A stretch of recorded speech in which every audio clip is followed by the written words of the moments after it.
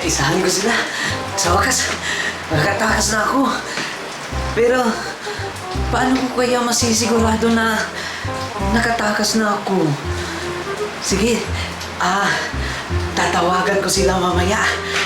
Hanap lang ako ng cellphone. Sige. A few minutes later. Buti na lang. Nakahiram ako ng cellphone. Tatawagan ko sila. 5. Ano nga number nun? Ito. Sige. Ang ganda talaga ni Jezabel, Diyos ko. Oo.